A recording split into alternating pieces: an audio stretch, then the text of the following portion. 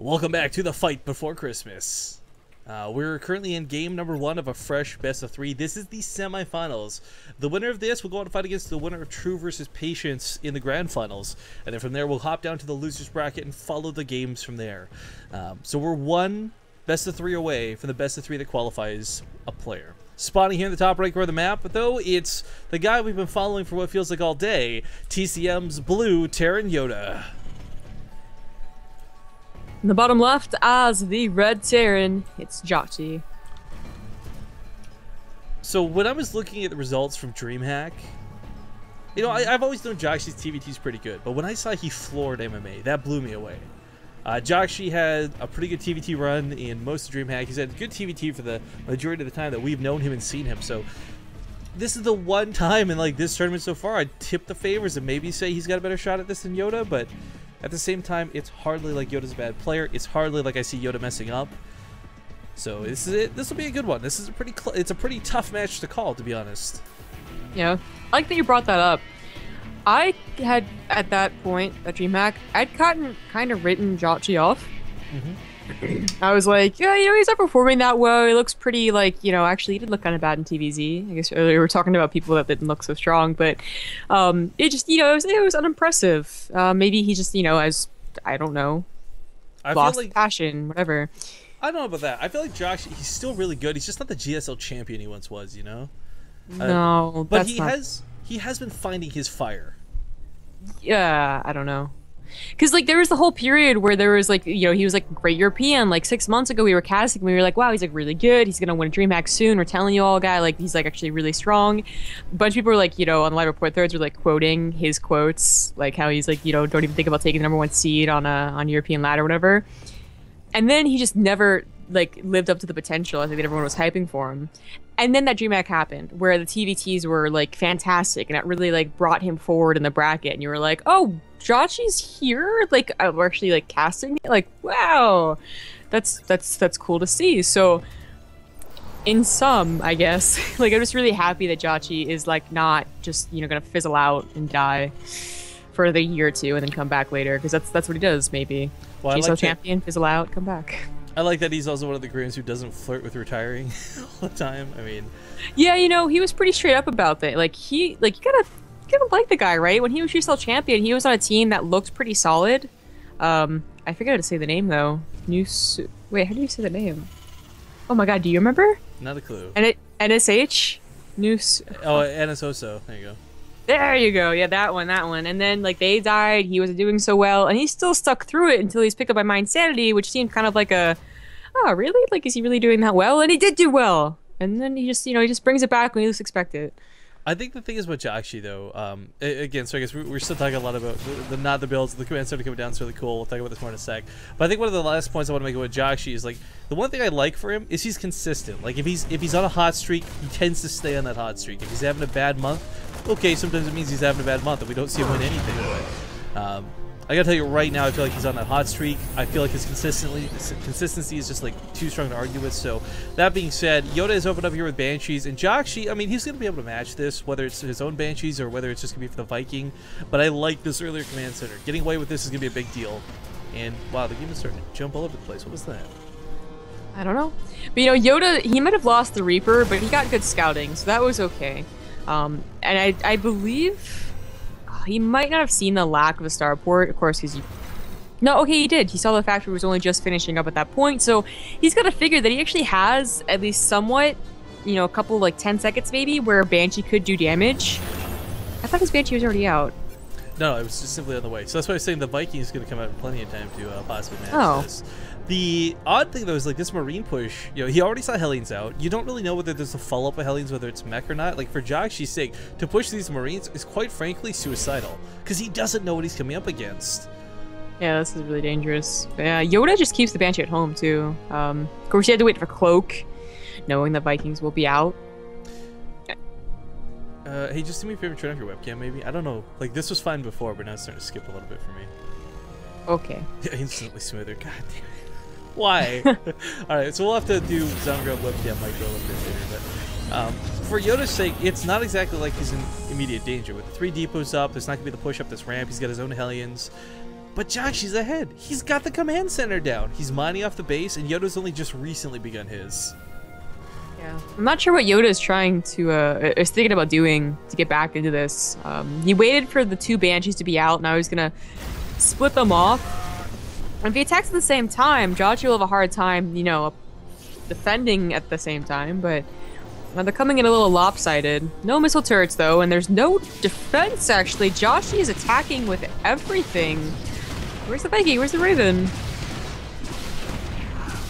Well, 4C's dead is hardly the end of the world, but it's the second Banshee that looks a little bit scary, because for Jjakji's sake, like, he didn't want to burn a scan. It makes sense. Brings the Raven with the Viking. Okay, chases off 1 Banshee, but this isn't the only one. There's another one over here to the left. He knows this, too. It wasn't attacking that splitting, but so the attack flag was warned. And, well, yeah, the engineer base is not complete. This is going to hurt Jjakji a lot more than I thought it would. Yeah, you know, YoDa never really got scouted. Oh, almost. He never got scouted. I think that's a big deal, right? So, like, by waiting for those 2 Banshees, he was actually hiding his hand. Like, Jjakji probably was like, well, you know, now's around the time that 1 Banshee would appear. You know, maybe he's not going to do it. So I'm still going to get the, you know, the Raven and the Viking, because it's still useful. Yeah, he's going for a blue flame. Yeah, but it might be so weird about defending. The mech's not so surprising. It's the blue flame necessarily that is. Either way, the Hellion fight in the middle of the map's getting a bit scrappy. Jjakji would and should be able to win this, though. The micro on the Hellions wasn't exactly the craziest you've ever seen, but he's got a lot of them still standing. However, this 1 Banshee could, like, one-shot half these Hellions. Yeah, exactly. And of course, the supply depot is still up. But Jjakji has had the command center on the low ground for a lot longer. Did have to pull the SCVs off because of that 1 Banshee. Did lose some. Actually, he's down on SCVs. So, yeah, I guess YoDa has done a pretty good job. Scans this. I guess after seeing that many Hellions, got to be wondering, oh, I guess my opponent is going for mech. But the blue flame could be kind of like a timing. I don't know if they'll both recognize that exists, though. But, you know, blue flame against not blue flame is a big deal. Mech versus mech is so disgusting. Like, I love it for multiple reasons, and I also hate it for multiple reasons, but I think one of the funnest things to watch as a viewer is watching Blue Flame Hellion fights, because that's a fight that even the best Terran players still barely understand. Like, ooh. Oh, is YoDa... YoDa seems to be going for dominant, like, air control. It'll be 4 Vikings versus 3. I gotta see if he's getting to 6. I don't know if he'll stop. Getting there's gonna be tough. I mean, like, this is typically what you do anyways. Like, you just go mass Vikings behind the Hellions. You don't typically go for the tank this early like Jjakji's doing. So as weird as it is, I find the tank to be the odd thing out here. The Banshees are gonna do a great job of picking off the tank. If he doesn't have air control, there's no way he takes on the Vikings, much less that Banshee, or both Banshees rather. So his tanks are just kind of doomed to fail, I feel. Yeah. YoDa's gonna get the benefit of having the air control a lot more because he's the one that went for Banshees and kept them alive. And if he gets that, I mean, Hellions can run away, tanks can't. So Jjakji, if he's planning on having this hold on YoDa's natural because he has a tank, well, he's gonna be mistaken. The Hellion counts are gonna be hilarious to watch again. 14 Blue Flame Hellions versus 13 Blue Flame Hellions. The glass cannon fight begins. It looks like the tanks can help zone out just a smidge, but again, it's these 2 Banshees that are going to clean up at the end of the day. The Marines and the auto turrets are trying to fight best they can, but there's no detection, no way to see these Banshees. He's lost everything on the front lines. Jjakji is in a world of hurt. Trying to wrap back in with the Hellions is not going to cut it. He just threw his whole army away, and that very well might just be game. I think so. Even before he threw away the Hellions. He might be able to kind of turtle it up here, though. I mean, he's holed up as some tanks. It's the 7 Vikings that can win this up. Like, those 2 Banshees are going to kill all the tanks. A Thor might come out, and that's cool, bro. But, I mean, realistically speaking, turrets, coming down now because he needs it. It's the desperation turrets, though, where you need it, like, everywhere. You know, not just, like, your 2 mineral lines, but around the supply depot, on that ledge. You need them forever goes the thumb, too. Yeah. Air control. I mean, mech versus mech would be really cool. You know, like, very long, drawn-out games. It could also just be, like, I got air control and you didn't. Like, man, yeah. Trying to keep this tank alive. I like this. This is a big deal with those Hellions right outside his doorstep. They're all really low, so they will die to tank fire. Fire. Get it? Hellions live. Say goodbye to a third for Jjakji, I think. You know, taking a third, that is. YoDa does take one on location. It's going to work out for him a lot better. Also, starting to add in medevacs. That was, you know, hang on, before we get too far forward, like, we gotta talk about like how clutch of a hold that was just now. For having no anti-air, for the Thor being so far out, for the turrets both getting canceled. I mean, keeping that tank alive was not something I expected Jjakji to do. So, I mean, the fact that he's still in this game is pretty darn fantastic. I'm surprised that YoDa is letting him take the third as easily as he is. No, he's not. He might not be able to creep block, but land the barracks. It's still easier than an army waiting there. Yeah, I guess. But still, it's delay, like buying every second possible here. I guess I'm more interested in the fact that YoDa was getting medevacs. Now, like Blue Flame Hellbat drops on top of Bio, that's awesome, and I really like seeing that. But versus Mech, I guess the logic is trying to break the tank lines, hoping that Jjakji doesn't have his own. Yeah, that's true. Him. Yeah, it still works out kind of the same effect. They have more tanks than you do, and YoDa has no tanks.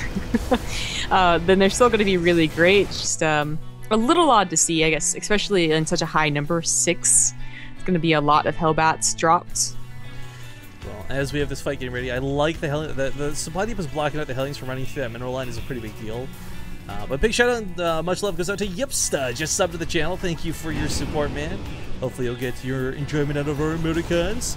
But YoDa, his army supply is like, okay, it's big and that's cool, but it's effective too, which is what's really scary. Like, the Banshees or whatever versus the Thors, it's those Vikings that give him air control. Jjakji hasn't even tried to make more air units, and rightfully so, I'd say.